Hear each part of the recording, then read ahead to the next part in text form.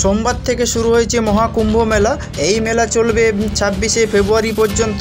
মহাকুম্ভ আয়োজিত হচ্ছে প্রয়াগরাজে। প্রয়াগরাজ আগে পরিচিত ছিল এলাহাবাদ নামে, তবে বর্তমানে শহরটির নাম বদলে গিয়েছে মুখ্যমন্ত্রী যোগী আদিত্যনাথের আমলে। তবে এতে নতুন নামকরণ হয়েছে প্রয়াগরাজ।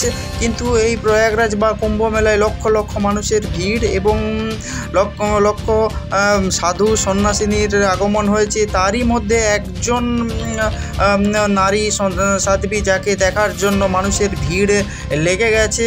তো গঙ্গা, যমুনা এবং অনন্ত সলিলা সরস্বতী নদীর পবিত্র সঙ্গমস্থলে ভক্তরা জড়ো হয়েছেন এবং পুণ্য স্নান করছে।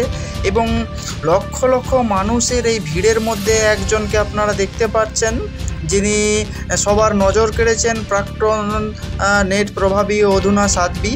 হর্ষাকে মহাকুম্ভের আসরে দেখে হইচই পড়ে গিয়েছে। ইনার নাম হচ্ছে হর্ষা রিচারিয়া, প্রাক্তন নেট প্রভাবী এবং অধুনা সাধ্বী। তবে সত্যি কি জাগতিক মোহমায়া ছেড়ে শান্তির খোঁজে আধ্যাত্মিকতার পথে পা বাড়িয়েছেন তিনি। যদিও নেট নাগরিকদের একাংশের মতে পুরোটাই লোক দেখানো, নিজের অনুরাগীদের সংখ্যা আরও বাড়াতেই নাকি তিনি সাধ্বী সেজে মহাকুম্ভ মেলায় ঘুরে বেড়াচ্ছেন। তবে একথা অনস্বীকার্য যে তিনি সত্যি সন্ন্যাসিনীর জীবন গ্রহণ করুন বা না করুন, তার সৌন্দর্যে মজেছেন অনেকেই। তাকে নিয়ে কৌতূহল তৈরি হয়েছে এবং রীতিমতো ভাইরাল হয়ে গেছে। কিন্তু কে এই হর্ষা? বা হর্ষার বাড়ি উত্তরাখণ্ডে এবং অতীতে সঞ্চালিকা থেকে হিসাবে কাজ করেছেন এবং ইনস্টাগ্রামে যার 1 মিলিয়নের ওপরে বেশি ফলোয়ার্স এই মুহূর্তে রয়েছে। হর্ষার দেশ বিদেশ ভ্রমণের বহু ছবি তার ইনস্টাগ্রামের পাতায় রয়েছে।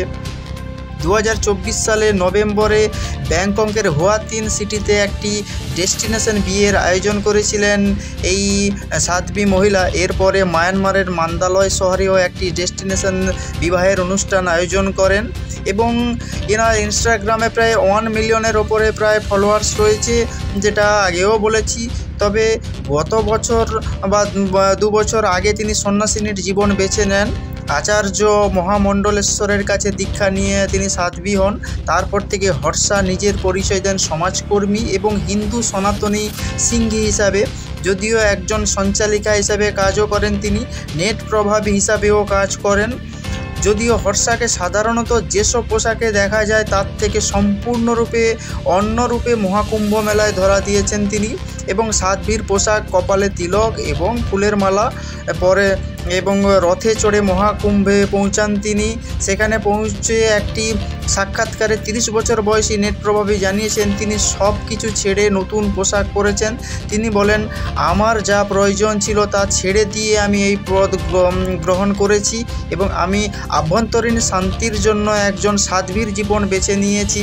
হর্ষা আরও জানিয়েছেন গত 2 বছর ধরে সাধ্বী হিসাবে জীবনযাপন করেছেন এবং তার কথায় অভিনয়, অ্যাঙ্কারিং থেকে বিশ্ব ভ্রমণ, যখন আপনি জীবনে অনেক কিছু পেয়ে যাবেন তখন বুঝতে পারবেন যে এর মধ্যে কোনোটাই সত্যিকারের শান্তি আনে না।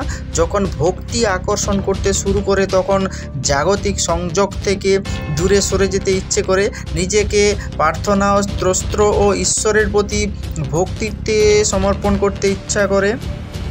হর্ষার সাক্ষাৎকারের ভিডিও যথারীতি ভাইরাল হয়ে গেছে এই মুহূর্তে এবং নেট নাগরিকদের অনেকেই তাকে সন্ন্যাসিনীর জীবন বেছে নেওয়ার জন্য বাহবা জানিয়েছে। তবে নেট নাগরিকদের একাংশের হর্ষার প্রতি বা হর্ষার যে অতীতের ভিডিও দেখেছে এবং তাদের দাবি সবটাই তিনি খ্যাতি পাওয়ার জন্য, এটা তার আসল রূপ নয়, লোক দেখানোর জন্য এবং শুধুমাত্র টিআরপি বাড়ানোর জন্যই বা নিজের টিআরপি পাওয়ার জন্যই এরকম কাণ্ড ঘটিয়েছেন বলে নেট নাগরিকদের একাংশের অভিমত। তো আপনারা কি বলবেন এই লাস্যময়ী যে সুন্দরী নারী, যিনি সন্ন্যাসিনী সাধ্বী রূপে কুম্ভ মেলায় ঘুরে বেড়াচ্ছেন এবং রীতিমতো ভাইরাল হয়ে গেছে? তো আপনারা যদি এই বিষয়ে কোনো কিছু বলতে চান তাহলে অবশ্যই কমেন্টস করুন কমেন্টস বক্সে, আর নজর রাখুন নাচিন্দা টিভিতে।